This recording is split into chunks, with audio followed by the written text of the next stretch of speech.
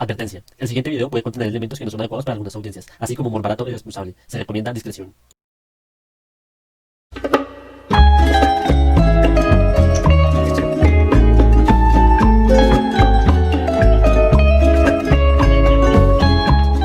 Hablemos de narcotráfico. Desde los años 70 y aún más en los 80s y 90s, el narcotráfico ha sido una jartera para el sector público, aunque a veces lo ayude. Pero esta problemática es aún peor para los hacedores de política monetaria. Por eso, hoy nos vamos a enfocar en el efecto que tiene el narcotráfico sobre las variables que más le importan a un banquero central. Empecemos por la inflación. Para 1982, los ingresos de narcotráfico fueron de aproximadamente 3.840 millones de dólares, lo cual es como el 9,8% del PIB para ese año. Esto es una entrada enorme de moneda al país. ¿O no? Ese aumento de masa monetaria tan masivo definitivamente pudo llegar a afectar los precios, haciendo que el dinero de los narcos fuera motivo de consideración a la hora de hacer política monetaria. De hecho, Roberto Steiner cuenta que Miguel Urrutia, siendo gerente del Banco de la República, le pidió un estudio acerca del dinero del narcotráfico en el país. Pero el problema empeora cuando se hace el análisis empírico a nivel regional.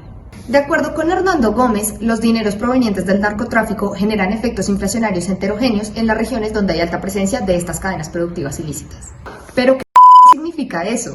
Significa que, uno, los dineros sucios del narcotráfico sí afectaron lo suficientemente en algunas regiones como para inflar sus precios, y dos, que ese aumento fue bastante diferente entre las regiones. Esto es un dolor de cabeza para el banquero central porque significa que sus decisiones de política serán tomadas de manera diferente en las distintas regiones del país. O sea, no solo se le complica la tarea de hacer política monetaria, sino que también corre el riesgo de perjudicar a una u otra región con eso. Pobrecito. Igualmente, al aumentar los precios en las regiones, las empresas se enfrentan a costos más altos debido al aumento en los salarios y a los precios en general. De acuerdo con Hernando Gómez, esto puede generar un efecto de crowding out en las inversiones, lo que afecta al desarrollo en las regiones donde se repartía este dinero. Asimismo, estas empresas compiten con los salarios más altos procedentes de las actividades ilegales. Por otra parte, las actividades ilegales pueden hacer que se subestime el verdadero nivel de actividad económica, que es un importante indicador a la hora de hacer política. Por ejemplo, en los modelos de Barro-Gordon, el Banco Central tiene en cuenta cuánto se desvía la actividad económica del producto potencial, por lo cual puede llegar a tomar decisiones erróneas. Finalmente, los narcos filtraron el dinero de sus actividades por el mercado paralelo, y eso se destinó a la compra de contrabando, construcciones o fincas raíz. Esto disminuyó la demanda interna y fomentó la desindustrialización, lo que en el largo plazo generó una disrupción en el ingreso potencial de la economía. La intuición detrás de la preocupación en torno a la tasa de cambio la encontramos en el libro de Steiner de 1997. Sí, ese mismo que Miguel Urrutia le pidió realizar.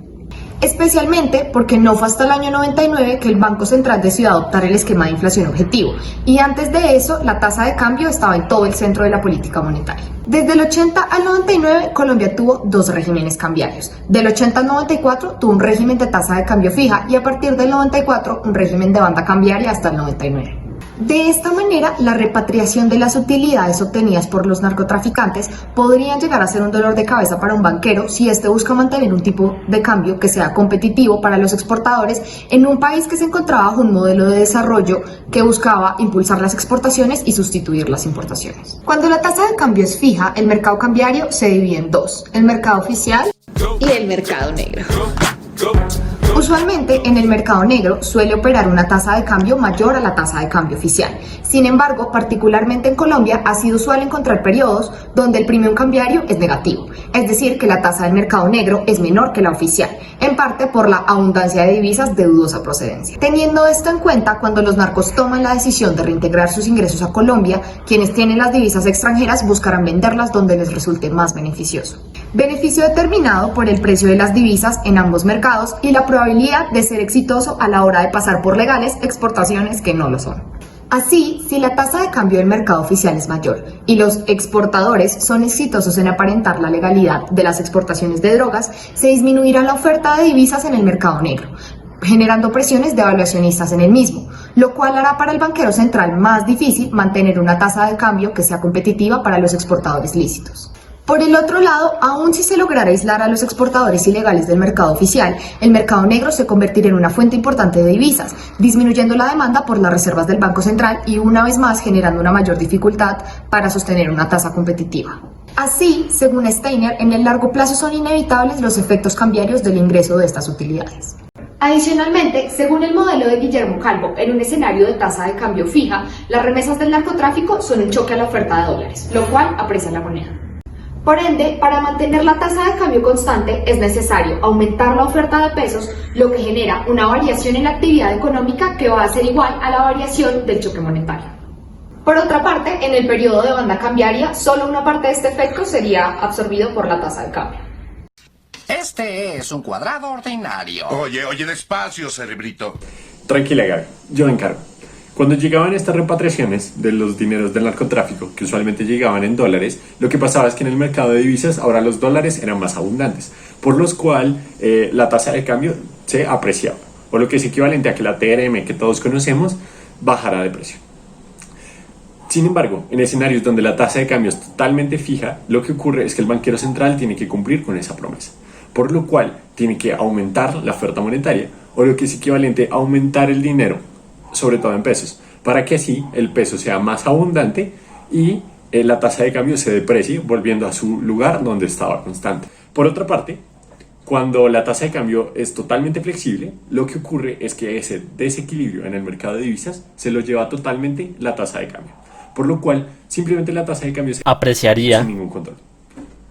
Aunque entre 1991 y 1999 existió un tipo de cambio mixto que se llamó la banda cambiaria. El Banco Central tenía la promesa de mantener la tasa de cambio entre dos límites, uno superior y uno inferior. Entonces, cuando ocurrían este tipo de cosas que llevaban a la tasa de cambio a la apreciación o a la depreciación, el Banco Central tenía que cumplir con su promesa, por lo cual dejaba que una parte de la tasa de cambio flotara y se apreciara o depreciara, pero tenía que cumplir. Entonces, hacía estas mismas relaciones monetarias o aumentaba la oferta de dinero para así lograr que la tasa de cambio se mantuviera en esas bandas cambiarias. Pero esto también llevaba a un proceso de variación en la actividad económica. Así, en la práctica pareciera que los dolores de cabeza de nuestro banquero central serán proporcionales a la cantidad total de dinero del narcotráfico que decida ingresar al país. Rocha, 2001, muestra diversas estimaciones que hacen varios autores sobre estas repatriaciones.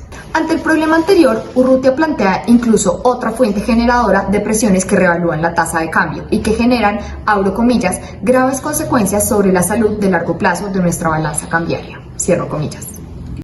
Especialmente porque plantea que la repatriación de estos dineros calientes sucede a través del mercado paralelo, que solo puede ser utilizado para la compra de contrabando, su facturación de importaciones, entre otros. Teniendo en cuenta el análisis mostrado anteriormente por Urrutia, el aumento de precios de bienes no transables y el abaratamiento de bienes industriales por el contrabando genera que los precios relativos se voltearan en contra de las exportaciones, produciendo aún mayor presiones a la revaluación. En resumidas cuentas, este es un análisis teórico. ¿Qué sucede si efectivamente las repatriaciones se dan? Pero no sabemos si el narcotráfico tuvo implicaciones tan serias en temas económicos y si realmente fue un complique para los banqueros centrales.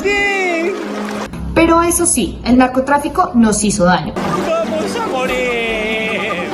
Y como dice Miguel Urrutia, el efecto económico del narcotráfico fue la desindustrialización, o sea, el peor fenómeno que le puede pasar a un país en desarrollo.